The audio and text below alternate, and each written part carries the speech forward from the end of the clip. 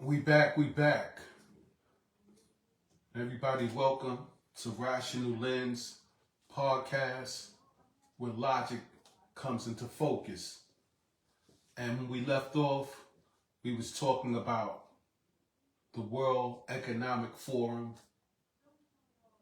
BlackRock CEO, the chairman of the World Economic Forum. And like I said, through digital currency, cryptocurrency, blockchain, is how Larry Fink and BlackRock and his affiliates like Vanguard, State Street Corporation, Fidelity, the Federal Reserve, Donald Trump, this is how they're going to bring in the New World Order and digitize it. With the help of Elon Musk, they're all working together.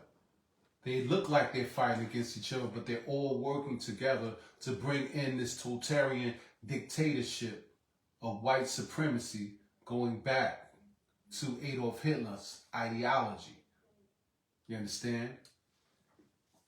And so before we left off, we was talking about the World Economic Forum, right? So I want to give you a little bit more information on the World Economic Forum. Right? They said it was formatted in 24 January 1971, 54 years ago. Klaus Martin Schwab is the founder. It's an international, non-government organization, lobbying organization. So what that means, lobbying organization means that they got the power to influence our politics. Because when somebody lobbies, that means they lobby to influence our politics so they can put who they want in the office. And when you're dealing with people like that are tied with the World Economic Forum, your millionaire and billionaires, your multinational companies who are millionaires, billionaires, and trillionaires, they have enough money power to put who they want in office. Like I told you before, the Electoral College is corporate America, and corporate America always get who they want in office because they got the money and power. And one of the powers that they have is lobbying. We have all different type of lobbying organizations. Obviously, the World Economic Forum is one of them, right? Matter of fact, let's see if they tell us some names of these lobbying groups.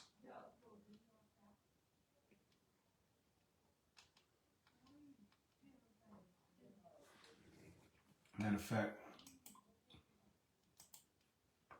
let me tell you some names.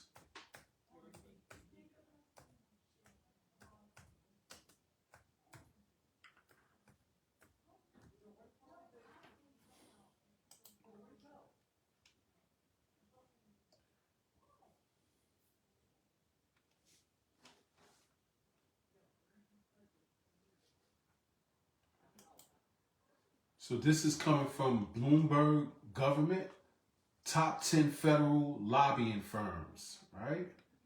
It says the influence of lobbying in the United States policymaking cannot be overstated, with a staggering $4.5 billion spent on federal lobbying. Y'all hear that? They spend $4.5 billion on federal lobbying in 2024. So if you're spending that type of money, you can buy the government and you can put whoever you want in office, right? It says the industry reaches new heights, surpassing inflation and driving significant revenue growth for a top firm. Lobbyists play an essential role in shaping legislation, regulations, and policies, representing a bridge between organization and government.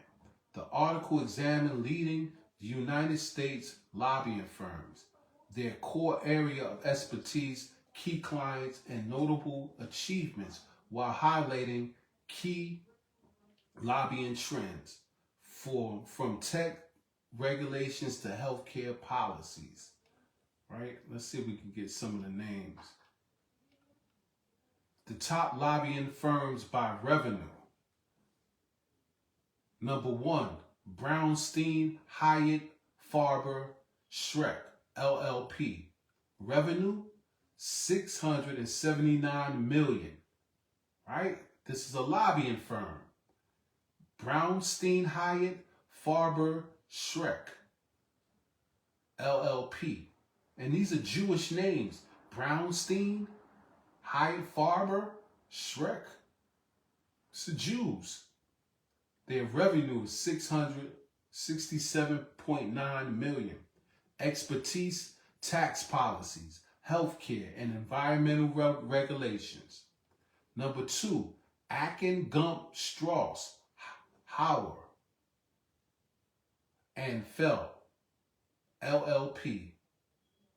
Revenue, $56.7 million. Their expertise, international trade, defense, and healthcare. Number 3, Holland and Knight, LLP. Revenue, $49.9 million. Expertise, infrastructure, telecommunications, and transportation. This is how much these people got. Millions. They can buy our government. This is what y'all don't understand. Donald Trump is a puppet that was bought. These lobbying organizations, this is how much money they got. They got millions. And the World Economic Forum is a lobbying organization, which is being ran by BlackRock and Larry Fink, with Donald Trump as his puppet. Right? Number 4, Cornerstone Government Affair Incorporation. Revenue, $48.6 million. Expertise, federal budget, agriculture, and higher education policies. Number 5, BGR Government Affairs, LLC. Revenue, $45.1 million. Expertise, energy policies, trade, and defense. Number 6, Invariant, LLC. Revenue, $42.3 million. Expertise, technology, AI, and biotech policies. Right? Thorn Run Partners. Revenue, $29.3 million. Expertise, pharmaceutical, copyrights, and e-commerce. Number 8, Forbes Tate Partners, LLC. Revenue, $26.4 million. Expertise, healthcare, tax reform, and trade policies. Number 9, Millman Consulting Incorporation. Revenue, $26.2 million. Expertise, financial services, energy, and cybersecurity. So these are all lobbying organizations. And all of them that I read, they were Jews, and the revenue that they hold was in the upper millions. 56 million, 67 million, 49 million, 48 million. So these people got enough money to buy our government, and it's no coincidence that these are Jewish companies that's invading the United States government and controlling the United States government by using their lobbying power and using their money, which is in the millions. The World Economic Forum is a lobbying organization that's being ran by BlackRock CEO Larry Fink. So I hope y'all understand all this and who Larry Fink is and who he's really behind him. All right? And who Donald Trump is really working for. This is their agenda. Right? So we're going to move on now. So now I'm going to explain how Larry Fink, through cryptocurrency, is going to digitalize the world into a new world order under Adolf Hitler neo-Nazi agenda. and it's going to be controlled by AI, computers, robots, microchips, crypto, digital currency. This is what we're going. This is where it's leading to, right? So the first thing I wanna do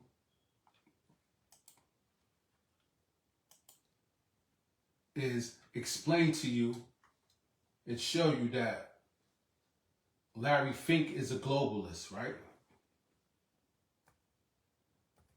I'm gonna read this article to show that he's a globalist.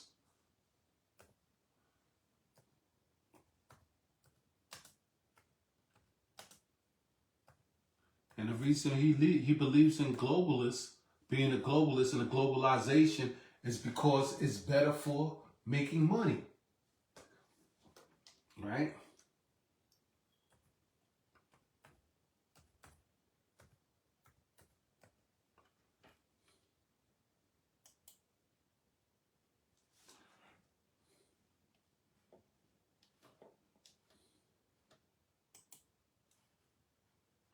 Give me 1 minute. Let me bring this up. Computer's running slow.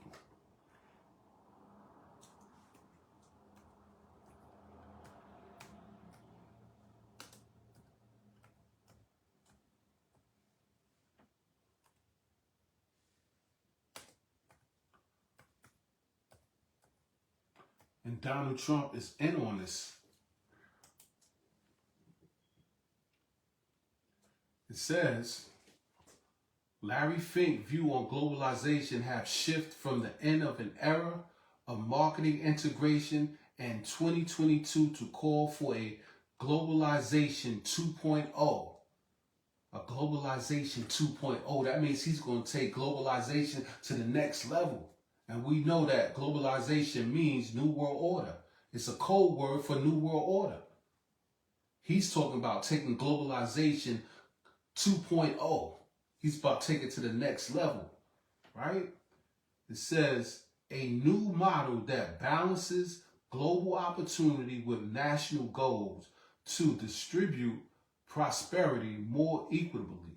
He advocates for open markets to serve local needs, channeling savings into local businesses and infrastructure to foster growth and empower citizens to become investors in their own economy. Right? This is what he said.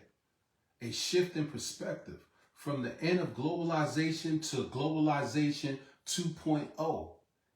In 2022, Fink initially declared that the Russian-Ukraine war and its results supply chain shocked and put an end to globalization of the previous decade. So what he's saying, that when the Russian and Ukraine war happened, it disrupted globalization, right? The reason why it disrupt globalization is because Russia and Ukraine couldn't do business.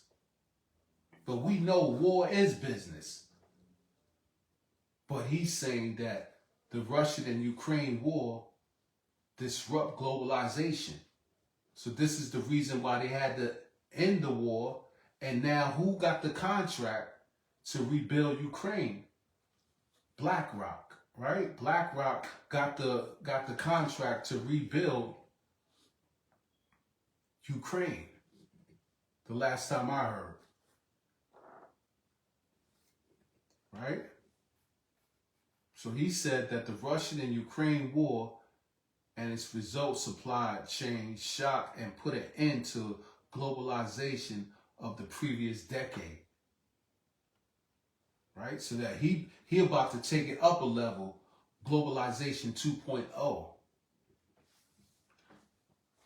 It says rationale for globalization 2.0 by 2025. This perspective evolved to a second draft of globalization to address the shortcomings of the past, where many people and communities was left behind, leading to rising populism.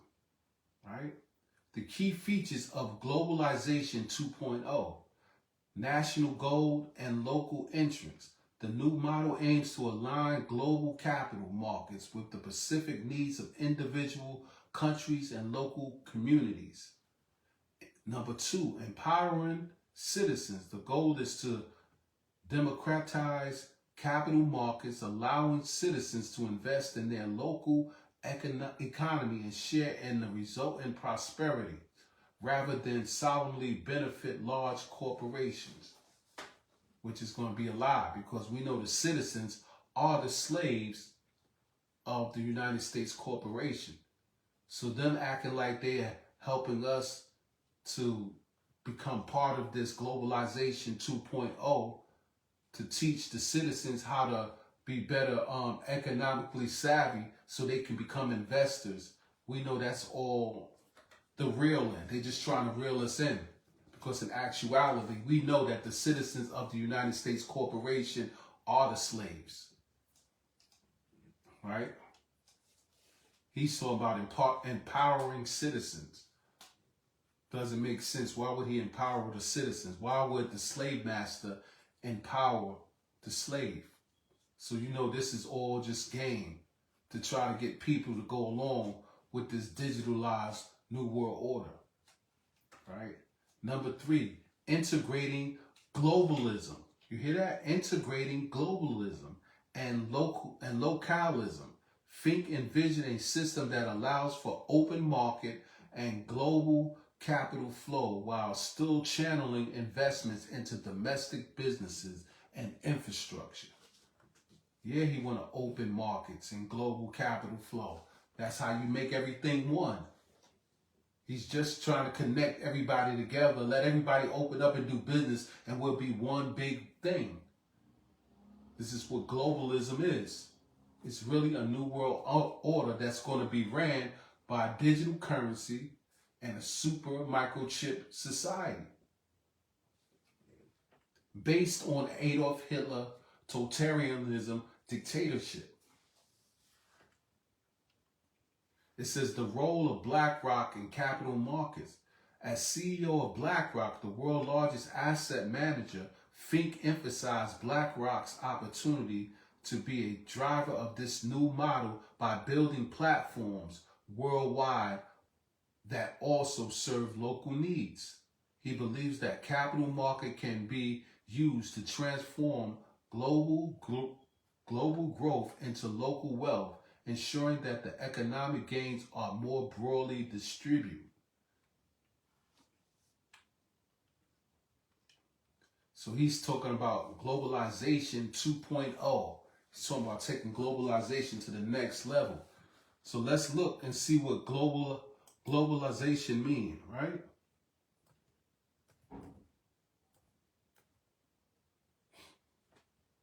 So when you look up the etymological meaning of globalization, right? It says the etymological meaning of globalization combines global, referring to the entire earth or worldwide sphere.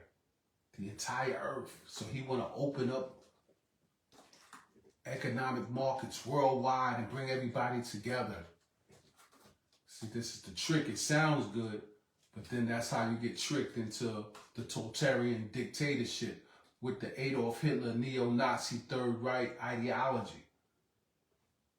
This thing is going to be digitalized because they're going to use cryptocurrency to do this. Right? So the etymological meaning of globalization combined global, referring to the entire earth or worldwide sphere, with the suffix ionization, which notes the act or process of making something global. Therefore, the word itself suggests the process of something becoming worldwide, encompassing the integration and interaction of economy, society, and culture across the national board. New World Order. That's what it is. One world order. Right? Let's keep on going.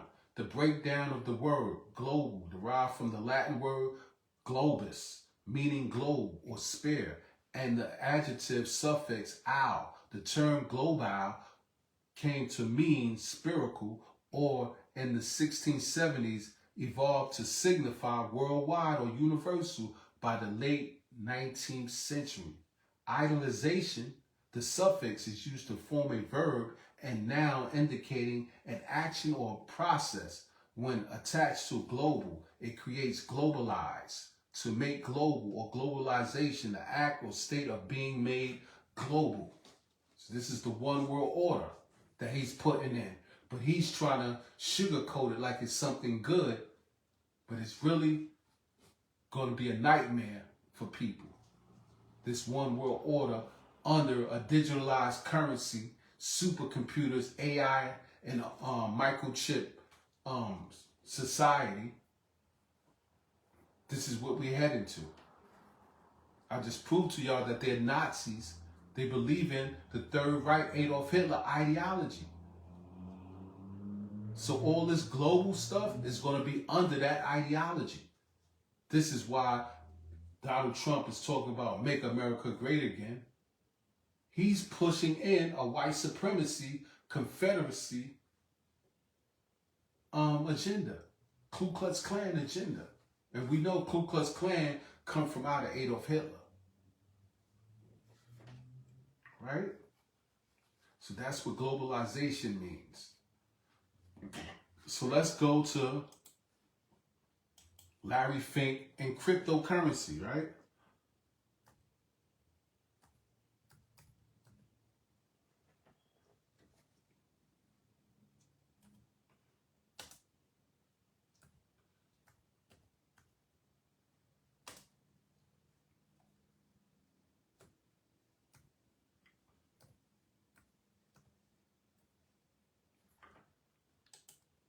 So when I come back with part 6, we're going to talk about Larry Fink and cryptocurrency and the connection of what Donald Trump has with cryptocurrency.